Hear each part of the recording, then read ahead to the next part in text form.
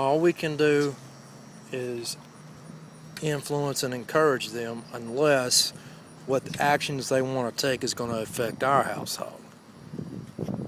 Look, I don't care what you do in your own freaking house, but if you're doing crap that's going to freaking destroy my house, then I have to, coerce you if necessary and subdue you so you don't freaking destroy my house. And vice versa. Okay, that's the way we think it is. That's the illusion. But the reality is, the officers of the homeowner association own all of our homes, and they make all the decisions financially, socially. They do all that. They control every aspect of the household of every home in the neighborhood. That's the reality. And what they have to do is they have to gradually change the collective consciousness of the public that lives in every nation. Every family and every home has to gradually, as the new generations come up and the old ones die off, they have to gradually indoctrinate them into the globalism, one world empire, the New World Order that's headed in Brussels. And I believe there's a seat of power in Rome too. The youth coming up, man. My nephew is already an adult, and he's probably going to have a kid. And by the time that kid becomes his age, I'll be real old, and their way of thinking will be conditioned to where the New World Order is the present reality and the norm, and the sovereign nations is an old relic and thing of the past, like monarchs in the, in kingdoms of sovereign nations back in them days, like old Europe, back in the 1700s and before that. That's a relic of the past. And what they're doing is indoctrinating the generations coming up to understand that the reality of the New World Order is the way it is, and this, the way we think it is now, is fading away. Okay, now, like I said, the library here at McNeese has been under construction for like 10 years, something like that, according to some people I've talked to. Okay. And what they've been doing, man, they bring wagon loads of freaking books out of the library, the old library, the library what they're renovating, and they bring them into the makeshift library, and what they do is they give all those books away. They're withdrawn. Okay, they give all those books away, and they replace them. Now, when I was here, man, in the mid to late 90s and early 2000s, this was more of a left-wing liberal university, man. I was one of the very few Christian conservative people in the student government. Most of them are liberal, okay? And the education was liberal. Now, I can't tell you what the education is for sure because I'm not in the classrooms, but I guarantee you one thing, I believe it's more conservative than it's ever been. Okay?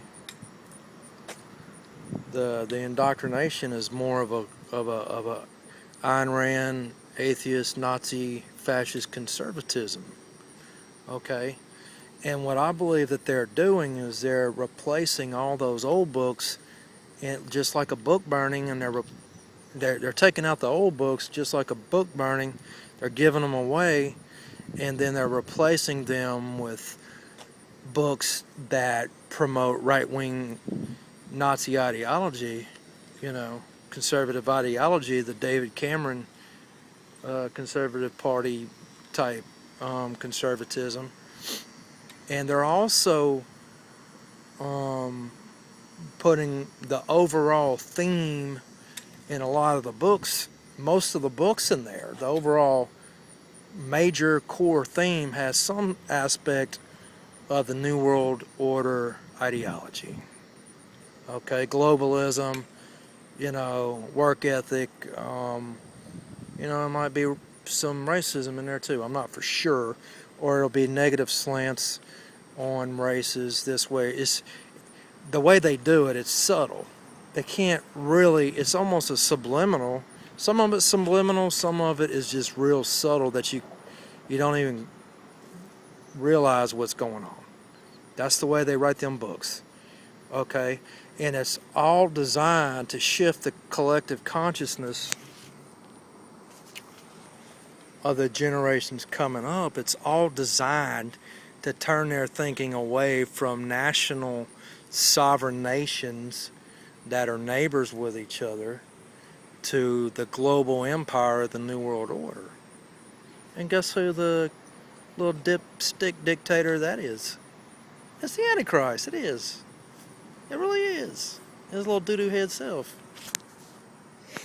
And one other thing I want to mention is, like, in order for you have to swear your allegiance, man. When the New World Order comes, you got to profess your allegiance to the freaking turd. And you got to get his name and his mark on you, man. Just like freaking a cattle gets branded, you belong to him. Okay, and the only way you can freaking live is you got to become part of the illuminated. How does that happen? You have to get a demon or some demons or even a bunch of demons, like a legion of demons, possessed in your body. Every human being will have to have a freaking devil living inside them to illuminate their mind. Okay? It's spiritual illumination and evolution. It is.